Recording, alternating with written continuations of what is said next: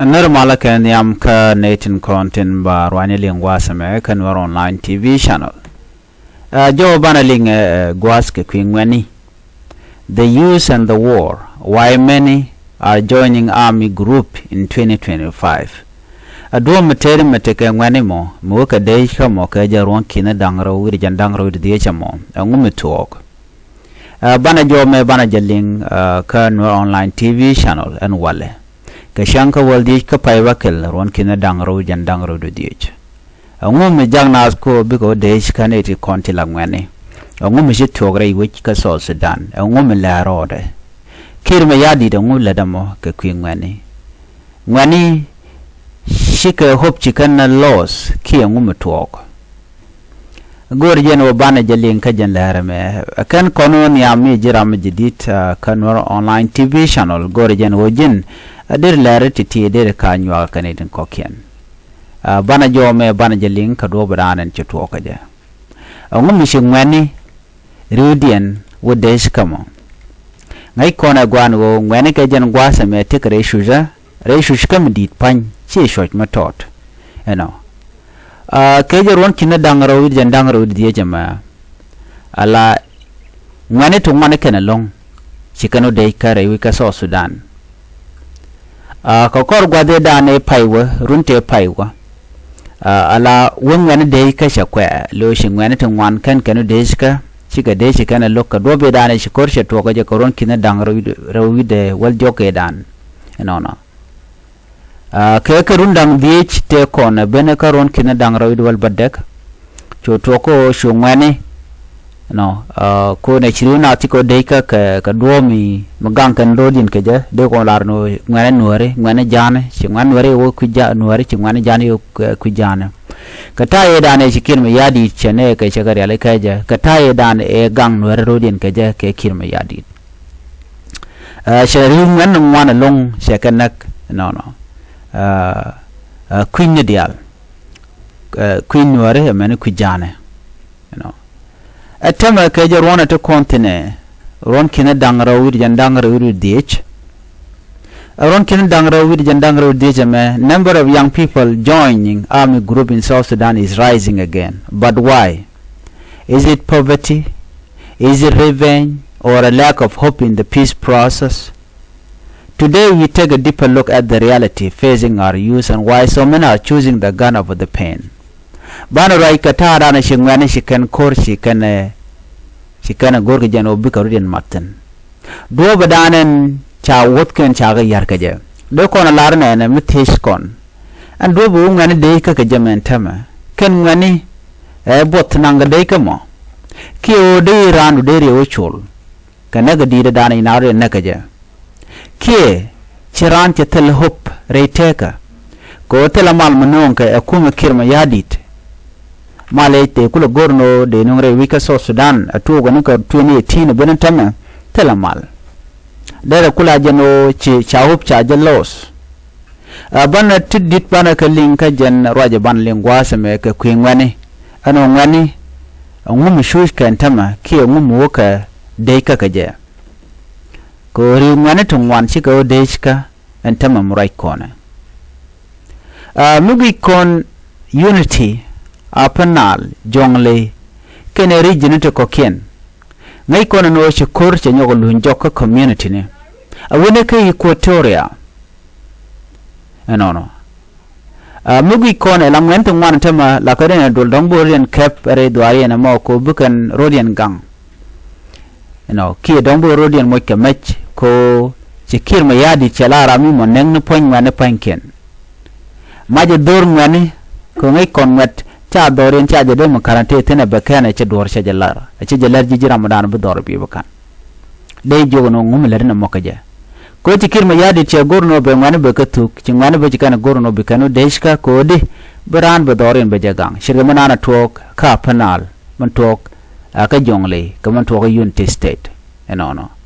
let kana me ka self defense across unity Apanal Jongle and other region, violence has returned to many communities. In some areas, army youths are reorganizing under local commander, and the line between self-defense and rebellion are once again disappearing. So mugi economy ngwana gang kan rodian. With no job, no school, and no future in sight, young people are turning into army group, not just for survival, but for a sense of belonging. Chirimwanto wanchiko de katama. Ko de ka kodi o gorana no betede beteka mach ko be shemane beka gang. Misho de ka beteka dob mo bi maje mo biunu abibnung dorun ko bi dorun bi begang. Ko in case longe ka koradian michito ko jandana to kantama. Ano. Doko nene no ngana ngwanu ga deka but ngana deka a chin chalan yete kon mi to gwado mentama la ngana ngwana kana ko gorko an ba do no match ba dora be begang ko tel goti je ga maitin mi chikir mi yadi che gorno bana be kana la ngwana la kana wa amani jang bo jan do bana let keneja la gar ken kana wa bu goru ni gormech ko bi ga ne ken bi kan ga gang which jiek bi konantama mai ko hok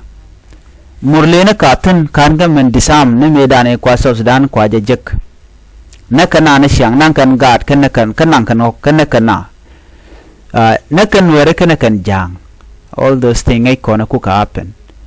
so chingwan to ngwana ken long antama shikana gorno betedian bika tika match ko bika shia manaken biken ka gang kete diality angam toke ti diality toke ken mayardit kaje ron kina dangaro jandangaro deje me chingwan to ngwana kana long chikani guje no bigi she mana ken bikan ka gang enon chingwan do ngwan chiko deika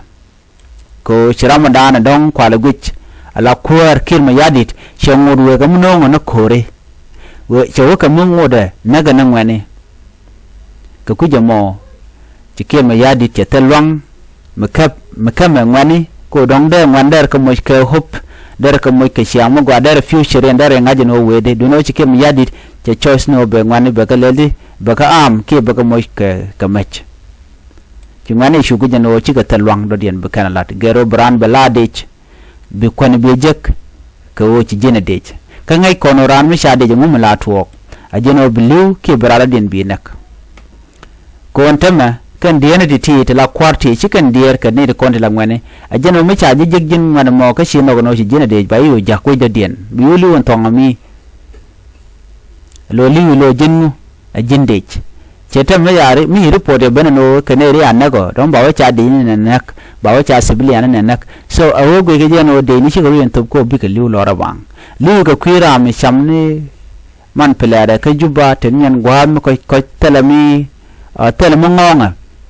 ano jeno gwada me gwijen wo bulu ka kwira momo so ngani sika chuch ka cho shu ka ke o kan sika tel gwad manyam lack of opportunities to tel bang to kam ka ke there are no school no job what choice do I have barana lar ram terun wal baro ram terun wal badak ram terun wal bangwan jandang ro ne reality wo ka dei ka ka wode to tel opportunities anyo modien ta danan cha shi manna cha ga nakaje revenge and trauma bralar no sha shi mal sha ga nak I joined to protect my people yen la dan la na lar kake en gangana ji dwara kiwa chi marwa ka chol de konene no ngwana ko korno ba ki wuka dai ka dobo mo anyam modien atel mal kale rewi ka so Sudan ngai gon kim yadin melade tel mal mononga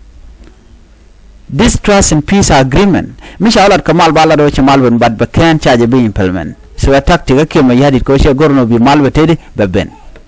ma dien bonna kan wana gwas me man jakalun ko bi kan wo deika o dang mute ka ma da misho deika ngwada mo beje nyet ne ngang mi cho deika mo bo deika ba so janda na tok so ngwana shi ko deika ka pek mi didalon ka jar won kina dangaro wi dangaro de jame ko gorko bran bashia mane bakagang kui kir ma yadit malada mane kujeje chane ngajenu kwar so Sudan kini di content time kamal goten connection kan ka tike ka lecturers hotel ngane ka dawini gwan managbot katin gwan mutika korten kamniken ka kormu non ka netin content re wi ke juba tishangano hoteli. The peace divide then promised in 2018 never reached most rural areas. Malaya taying run kin dang ro de kanam we re wi ka so Sudan kelio pick a ko teli netin kontin la kwar karodian but there which when me te choiteten. So this cycle of revenge, recruitment and rebellion is destroying a generation. Young people who should be in school or building their nation are instead dying on the battlefield. If urgent action is not taken by the government of South Sudan, opposition and international community, the war will not only continue, it will worsen. Bukuru buwani jen ka waniam binabu unkan ka church mecha kume international community mijikan nyok nyur nyok abiga kirm yadi jogo no jin nona mal rewi ka South Sudan. Tela duomi bi mal be ben keje. Ajan mishush ke ngwanemo. Ajan mi moron kin dangro jan dangro dech. Arwon mi shungwane to ngwan long shiko deika. Kali ngwane keje. Mi jeni goje number of population andana liwon tama ke ngwane ka kodi yalen terke. Kam jane kan Nuer mane kam jane karodian mi yen guiten yenten kona twok anyong mi yen ne yen ngane kontin kwal ka hok kien nan ka gat ke tit ne de tiene bo tiga ne dit ke young people. So the youth are not just joining the war, they are becoming the war. It is time for leaders to stop using them as a tool of violence and start investing in their future. So neme deran der yugujeno kume dere ngwane dere ka kebalo a Canadian content ba South Sudan nang niam ko bikan bi ne gad ken content ken kel ka ken wo Canadian content bi South Sudan bi chung manam a bit absurd ngui kone. What do you think is the solution? Should the youth remain silent or speak up against being used as a weapon in this conflict? Goren wo bichar be ko pingwatamo ringwanto ngwan chiko deshka ko wo chukume South Sudan kum self ke mayardit cha ken cha mal cha gor no be bere wike South Sudan ku kan ngani ku kan gele use manager ku kan ngani tor ku kan recruit ala denye. So ne me amijek shimogwa jo me gor jen wo de jen waka yekel ka do badane che ben ka je ko biate ka ngaj ko denye to ngwana long kan ngani no ala dinin content ala dinya SSPDF rudi and dial ken ne tiene. Okay nakana ngani en kim mayardit janna ngani mo ko jaramadan en takalwanga taka power ko dara ngwana dara future dara jaga mo kwa duno instead che choose no be ngani be jako be ka dine mi de ka tap kana kwang ko tele they is trapping them ko kwang antame jen chaji ka ngwane ka jen yos ke kiir ba mo ka yotran chi yuru ngwan bo ko jen tool dana ko use but a tool ko kuma kiir mayardit be ngwane ba palbot ko bi ka korb kana kloter ne me je ka long tel mal moderno jo me jen dana gore de nywa ye kel ka kwi ngwane an bi ateka mal